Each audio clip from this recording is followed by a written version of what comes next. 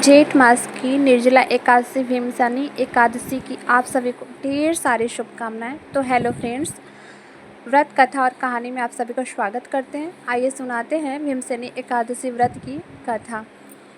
भीमसेन व्यास जी से कहने लगे कि हे पितामह, भ्राता युधिष्ठिर, माता कुंती, द्रौपदी, अर्जुन, नकुल और सहदेव आदि सब एकादशी का व्रत करने को कहते हैं, परंतु महाराज मैं उनसे कहता हूँ कि भाई मैं भगवान की शक्ति पूजा आदि तो कर सकता हूँ, दान भी दे सकता हूँ, परंतु भोजन बिना नहीं रह सकता। इस पर व्यास जी कहने लगे कि हे भीमसेन, यदि तुम नरक को बुरा और स्वर्ग को अच्छा समझते हो तो प्रति मास की दोनों एकादशियों को अन्न मत खाया करो। भीम कहने लगे कि हे पितामह, मैं तो पहले ही कह चुका हूँ कि मैं भूखा सहन नहीं रह सकता। यदि वर्ष भर में कोई एक ही व्रत हो तो वह मैं रख सकता हूँ, क्योंकि मेरे पेट में वृक नाम वाली अग्नि है, सो मैं भोजन के किए बिना नहीं रह सकता हूँ। भोजन करने से वह शांत रहती हैं, इसीलिए पूरा उपवास तो क्या एक समय भी बिना भोजन किए नहीं रह सकता हूँ। अतः आप मुझे कोई ऐसा व्रत बताइए जो वर्ष में केवल एक बार ही करना पड़े और मुझे स्वर्ग की प्राप्ति हो जाए। श्री व्यास जी कहने लगे कि हे पुत्र, बड़े बड़े ऋषियों ने बहुत शास्त्र आदि बनाए हैं जिनसे बिना धन के थोड़े परिश्रम से ही स्वर्ग की प्राप्ति हो सकती है। इसी प्रकार शास्त्रों में दोनों पक्षों की एकादशी का व्रत मुक्ति के लिए रखा जाता है। व्यास जी के वचन सुनकर भीमसेन नरक में जाने के नाम से भयभीत हो गए और काँप कर कहने लगे कि अब क्या करूं? मास में 2 व्रत तो मैं नहीं कर सकता। हाँ, वर्ष में एक व्रत करने का प्रयत्न अवश्य कर सकता हूँ। अतः वर्ष में एक दिन व्रत करने से यदि मेरी मुक्ति हो जाए तो ऐसा कोई व्रत मुझे बताइए।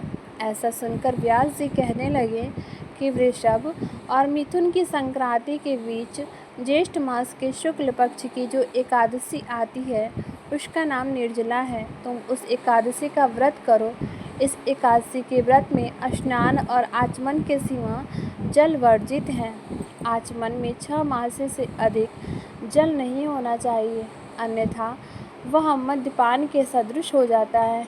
इस दिन भोजन नहीं करना चाहिए, क्योंकि भोजन करने से व्रत नष्ट हो जाता है।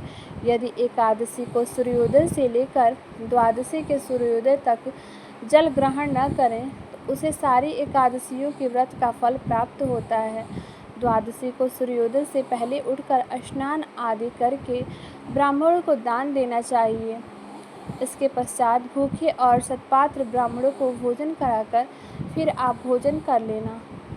इसका फल पूरे वर्ष की संपूर्ण एकादशियों के बराबर होता है। व्यास जी कहने लगे कि हे भीमसेन, यह मुझको स्वयं भगवान ने बताया है। इस एकादशी का पुण्य समस्त तीर्थों और दानों से अधिक है। केवल एक दिन मनुष्य निर्जल रहने से पापों से मुक्त हो जाता है।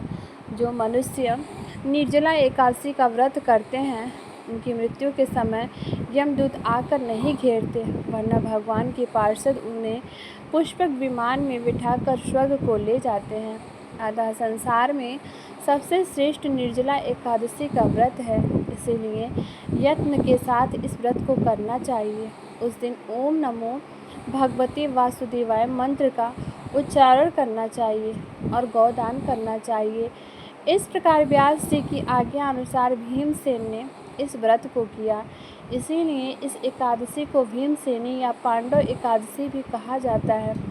निर्जला व्रत करने से पूर्व भगवान से प्रार्थना करें कि हे भगवान, आज मैं निर्जला व्रत करता हूँ, दूसरे दिन भोजन करूँगा। मैं इस व्रत को श्रद्धापूर्वक करूँगा, अतः आपकी कृपा से मेरे सब पाप नष्ट हो जाएं। इस दिन जल से भरा हुआ एक घड़ा वस्त्र से ढककर स्वर्ण सहित दान करना चाहिए। जो मनुष्य इस व्रत को करते हैं उनको करोड़ों फल सोने के दान का फल मिलता है, और जो इस बिना दिन यज्ञ आदि करते हैं उनका फल तो वर्णन ही नहीं किया जा सकता। इस एकादशी के व्रत से मनुष्य विष्णु लोक को प्राप्त होता है। जो मनुष्य इस दिन अन्न खाते हैं वे चांडाल के समान, वे अंत में नरक में जाते हैं। जिसने निर्जला एकादशी का व्रत किया है वह चाहे ब्रह्म हत्यारा हो, मद्यपान करता हो, चोरी की हो या गुरु के साथ द्वेष किया हो, मगर इस व्रत के प्रभाव से स्वर्ग को जाता है। हे कुंती पुत्र, जो पुरुष या स्त्री श्रद्धापूर्वक इस व्रत को करते हैं उन्हें अग्निलिखित कर्म करने चाहिए। प्रथम भगवान का पूजन, फिर गौदान, ब्राह्मणों को मिष्ठान व दक्षिणा देनी चाहिए तथा जल से भरे कलश का दान अवश्य करना चाहिए। निर्जला के दिन अन्न, वस्त्र, उपाहन, ज्योति आदि का भी दान करना चाहिए। जो मनुष्य भक्तिपूर्वक इस कथा को पढ़ते या सुनते हैं उन्हें निश्चय ही स्वर्ग की प्राप्ति होती है। तो हमारी कथा आप लोगों को कैसी लगी कमेंट बॉक्स में अपनी राय जरूर बताना। वीडियो अगर अच्छी लगी हो तो लाइक करना, चैनल को सब्सक्राइब, वीडियो को शेयर करना। तो फिर एक और कथा के साथ आते हैं, तब तक के लिए धन्यवाद।